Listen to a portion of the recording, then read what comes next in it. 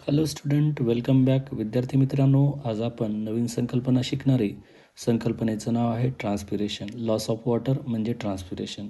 तर बघा, एकत्रित 100% पाणी ॲब्सॉर्ब केल्यानंतर वनस्पती तिच्या कार्यासाठी 5% पाण्याचा वापर करत असते आणि उर्वरित 95% पाणी जे तर ते सरप्लस वॉटर असते.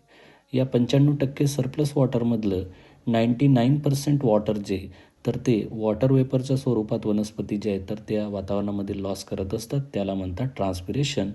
आणि 1% वॉटर जे तर ते लिक्विड फॉर्ममध्ये वनस्पती लॉस करत असतात, त्यांना एक विशिष्ट अवयव असतो, त्याला म्हणतात हायड्याथॉट्स आणि त्या प्रक्रियेला म्हणतात ग्युटेशन. म्हणजेच काय, वॉटर वेपरच्या स्वरूपात 99% वॉटर लॉस करतात आणि 1% जे तर ते लिक्विड फॉर्ममध्ये लॉस करत असतात. त्यानंतर या ठिकाणी वनस्पती जे आहेत तर ते विशिष्ट अवयवांच्या मदतीनं हे पाणी लॉस करत असतात. त्याच्यातला पहिला अवयव आहे स्टोमेटा. 90-93% वॉटर जे तर ते वनस्पतींचा पानावर असलेले जे छोटे छोटे पोर्स असतात त्याच्या मदतीनं या ठिकाणी वॉटर लॉस होत असते, त्याला स्टोमेटल ट्रान्सपिरेशन असं म्हणत असतात.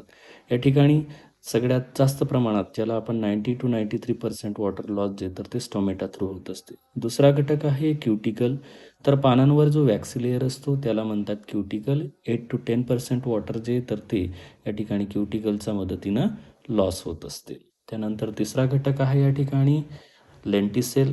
तर लेंटिसेल म्हणजेच काय, तर पानात जे काही समजा स्टेम आहे तर स्टेमवर असलेली जी साल आहे तर त्या बार्कवर असलेले छोटे छोटे जे पोर असतात त्यांना लेंटिसेल म्हणत असतात आणि त्या लॉस ऑफ वॉटरला लेंटिकोरल ट्रान्सपिरेशन असं म्हणत असतात, जे जवळपास सगळ्यात कमी म्हणजेच 0.1% टू 1%च्या जवळपास वॉटर जे तर ते लेंटिसेलच्या मदतीनं लॉस होतं. अशी छोटीशी एक संकल्पना होतं जिचं नाव होतं ट्रान्सपिरेशन. व्हिडिओ आवडला असेल तर नक्कीच सबस्क्राईब करा.